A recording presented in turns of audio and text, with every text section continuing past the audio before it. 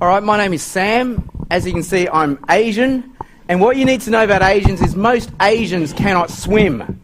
Most Asians are short. I realise I can't see the back half of this room. I should stand on a box, but sorry about that. So most Asians cannot swim, and so most Asians will have a near-death drowning story to give you, usually because they went to a pool party and some well-meaning Aussie friend pushed them into the pool, thinking that, of course, they can swim. Everyone can swim.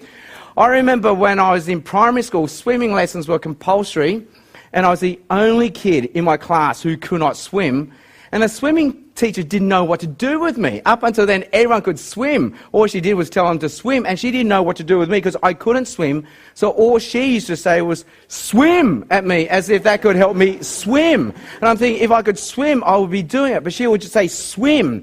So I remember one time I sunk, I breathed in so much water, I vomited my lunch back up in the pool.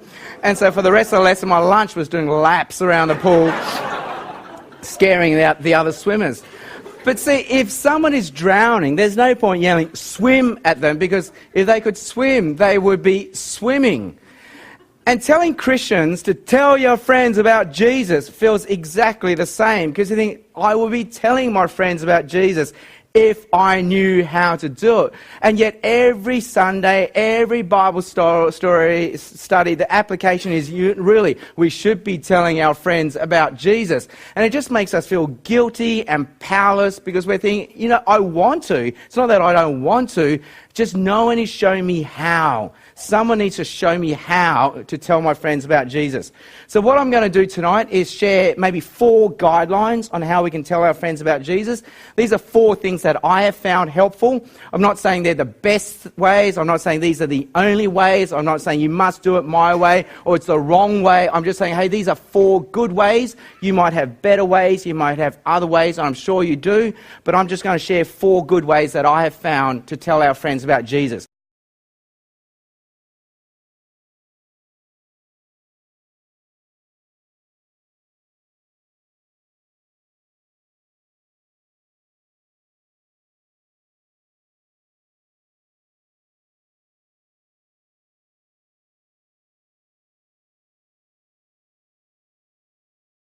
So 4 ways. The first one is the longest, and this will take us about an hour, then we'll have a break, then we'll have question and answer time. So 4 ways to tell our friends about Jesus. The first way is this. We need to get our friends to become their friends. We need to get our friends to become their friends. Well, what do I mean by this? Well, imagine if I got up in front of you right now and said, I've got an amazing story to tell you.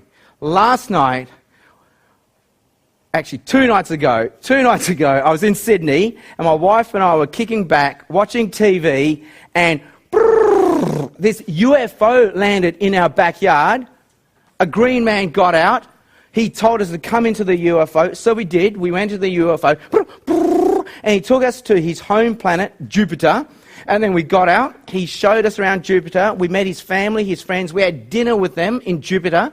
When it was all over, we jumped back in the UFO, and because of the whole space-time continuum thing, we went through a time portal, and only 1 second of Earth time went by, and we landed back in Sydney. Who here believes me? One. So in a room of 200 people, only 2 of you believe me. No one believes my Jupiter story.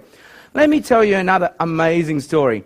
2,000 years ago, God sent us his son, Jesus, and I don't know how this works, but he was 100% God and 100% human at the same time, and while he was alive on earth, blind people, he gave them their sight back. There was a dead girl he raised from the dead, and then he died on a cross, and if you believe this, somehow all your sins are taken away, and Jesus didn't stay dead. 3 days later, he rose from the grave, back to life, and now he's in heaven, but because of his Spirit, he's everywhere at the same time. And if you trust this and believe this, his Spirit is living in you right now, and when you die, your soul will go to be in heaven with Jesus, and one day Jesus will come back in the future, set up a physical kingdom here on earth, and your body will come out of its grave, be reunited with your soul. Who here believes me? Wow! Almost everyone in this room believes that story. Now, as you're thinking this, why are you happy to believe the Jesus story but not the Jupiter story? And as I'm telling the Jesus story, I'm thinking, I'm not even sure I believe this story myself now. And you got to admit, the Jupiter story is a lot more believable than the Jesus story. So why in this room are we mostly happy to believe the Jesus story but not the Jupiter story?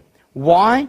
Because of these things called plausibility structures that we already have. Plausibility structures. Pre-programmed, predetermined plausibility structures that will prejudge what we hear. And based on these predetermined, pre-programmed plausibility structures, we prejudge the story and we decide whether we're going to believe it or not.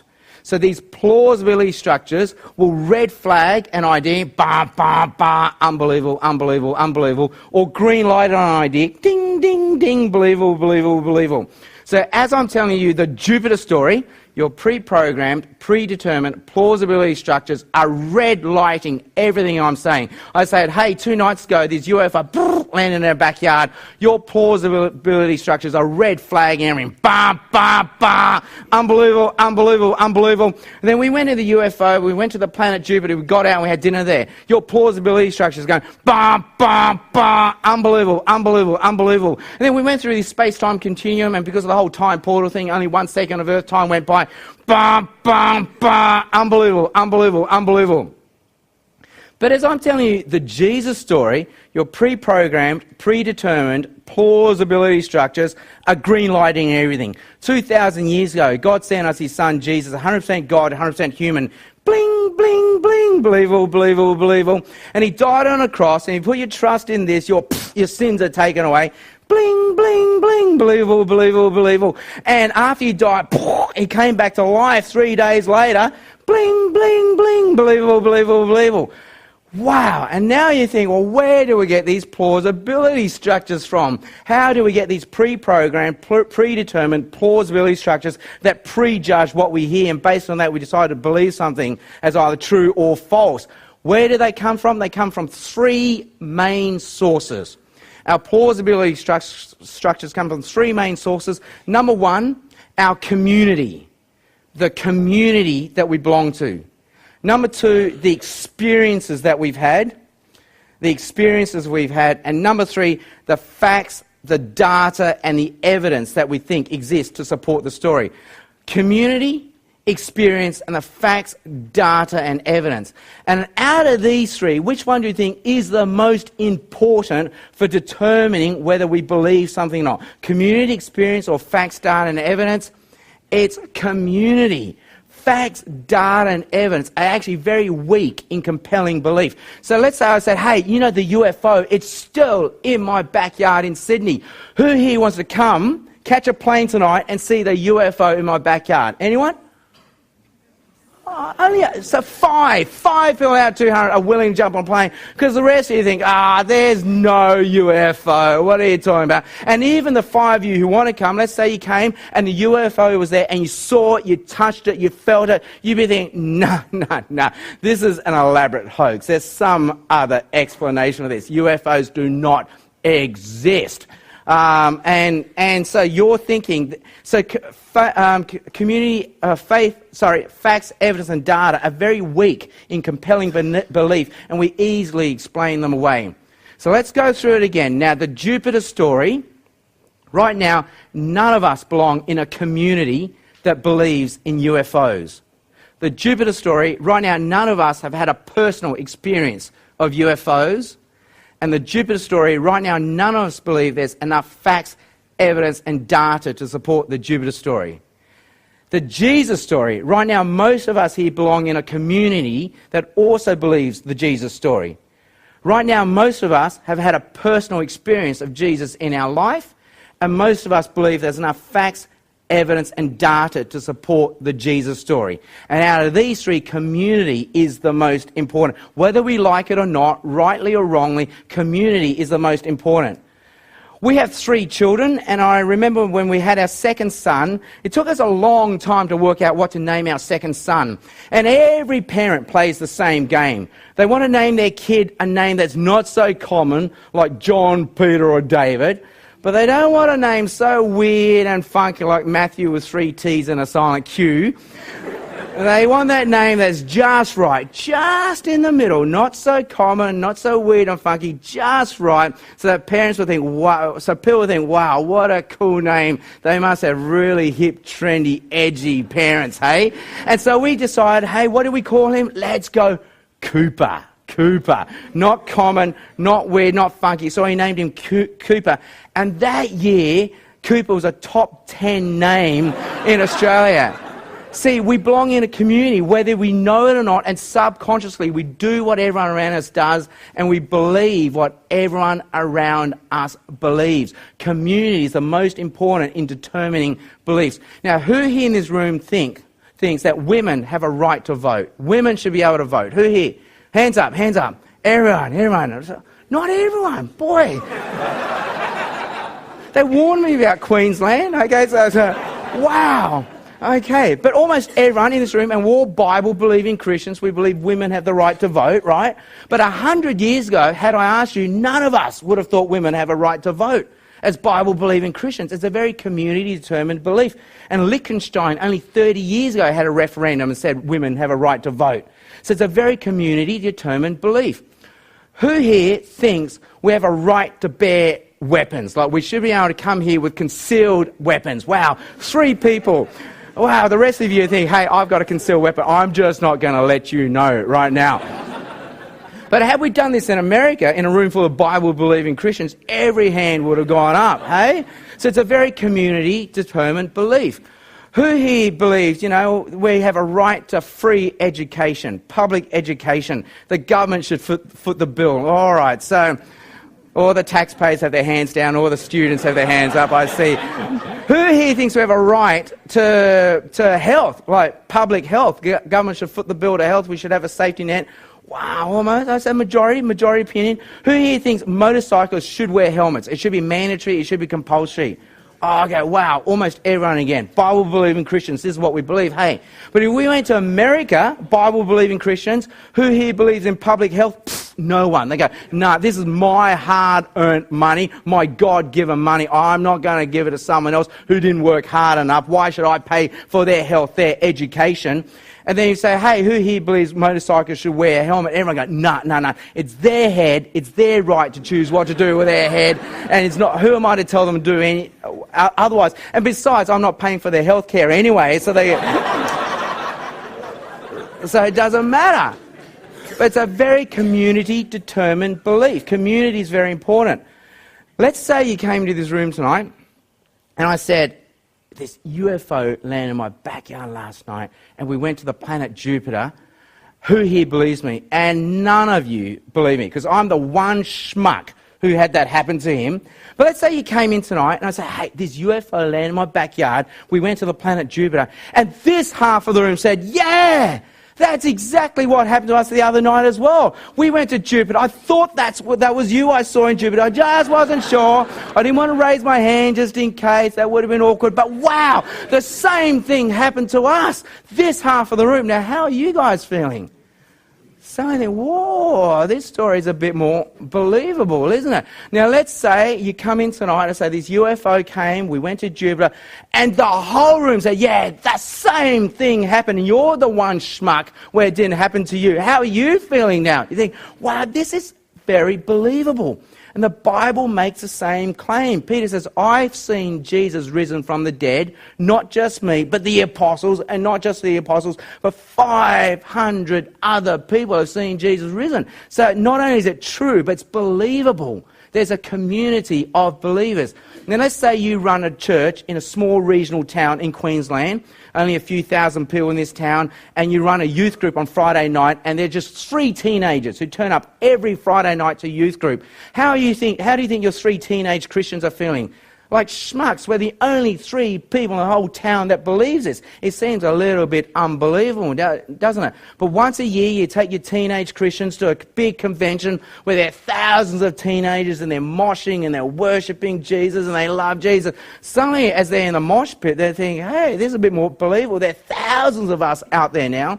There's a community of believers. So the more... if we belong in a community of believers, the story of Jesus is more believable. Now, where am I going with this?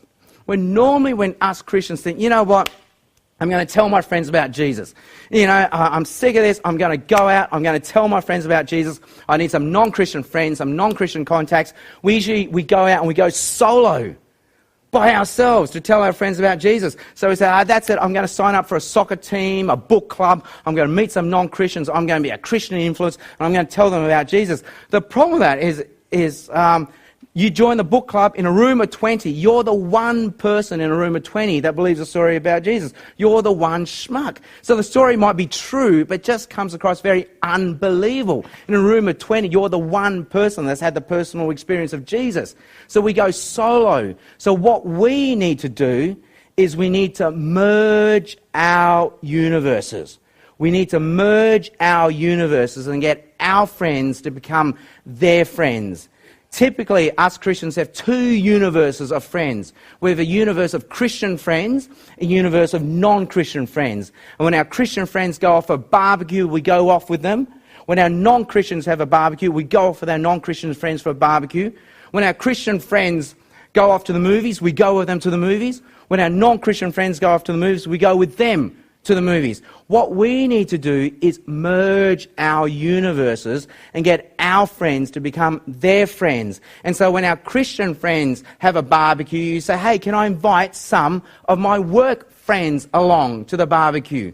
And when our non-Christian friends go up to the movies, say, hey, can I invite some of my friends along? You bring some of your church friends along, and gradually, bit by bit, your universes will merge. It will take time, but bit by bit, your friends will become their friends. This is exactly what happened to me when I was working as a young doctor. I was sharing hospital accommodation, so I had 3 non-Christian flatmates, and bit by bit, because all my Christian church friends would come over regularly, they became friends with my Christian friends. And when my Christian friends went out, they would always deliberately invite my non-Christian flatmates. When my non-Christian flatmates went out, I'd always invite my Christian church friends along. And bit by bit, after 1 or 2 years, they became friends that would naturally hang out together. And after 2 years, my non-Christian friends started to come to our church. And after 2 years, they gave their life to Jesus. And see, one of the ways we can merge our universes is if we're sharing accommodation, deliberately share with non-Christian friends, and your Christian friends will come over and visit. So maybe we're at a stage of life where we're sharing accommodation. If we're at a stage of life where we actually live in a house or apartment, the government actually pay you to offer accommodation to university students. And so you could actually offer accommodation to non-Christian university students and gradually get them to become friends with your friends. So I'm still under the banner of how we have to get our friends to become their friends. And what we can do is gradually merge our universes of friends. When we go out with our non-Christians, bring our Christian friends along. When we go out with our Christian friends, bring our non-Christian friends along and merge our universes. Make our 2 universes become one. Still under get our friends to become their friends, what we also need to do is we need to go to their things before they come to our things. Go to their things before they come to our things. I often get asked by churches to speak at these events where I tell people about Jesus and people bring their non-Christian friends along. And I have a friend called Andrew who organises a lot of these events. And every time I go speak at these events, I notice Andrew has 5 non-Christian friends with him. And at each event, he has 5 different non-Christian friends. And every time I do this, not only are they there, but they are happy to be there. And I can tell by the non-verbal language they are happy to be there. And afterwards, they always come up and tell me how much they've enjoyed the night. So I went to Andrew's wife, Jackie, and I said, Jackie, what is Andrew doing? What is his secret? Every time I come and speak at one of these things, he's got 5 non-Christian friends, 5 different friends every time, and they're happy to be here. What is going on? And Jackie says it's because this is what we do all the time. We always go out together. We're always going to their things. And so when their kids have a school play, we go and watch their kids in the school play. When they have a sports game, we go and watch their sports games. When they have a birthday party, we go to their birthday party. We are always going to their things. So when it's our turn to invite them to something, it's just natural. It's what we do all the time. And it makes it easier for us to invite them to our church events because it's not the one and only thing we're doing. It's not that make or break moment. See, typically our churches say, hey, there's a men's evangelistic breakfast coming up. Invite your non-Christian friends along. And we think, oh, I have to invite my friends to a breakfast. And then your non-Christian friends are thinking, oh, here he comes. You know what he's going to do? He's going to want us to come on these breakfast things. And you think, when do men do breakfast together anyway? But now there's something you've got to invite your non-Christian friends to. So how awkward is this? But if this is what you do all the time anyway, it will be just one of many things we do. It won't be a make or break thing, and it'll just be natural. So we need to go to their things before they come to our things.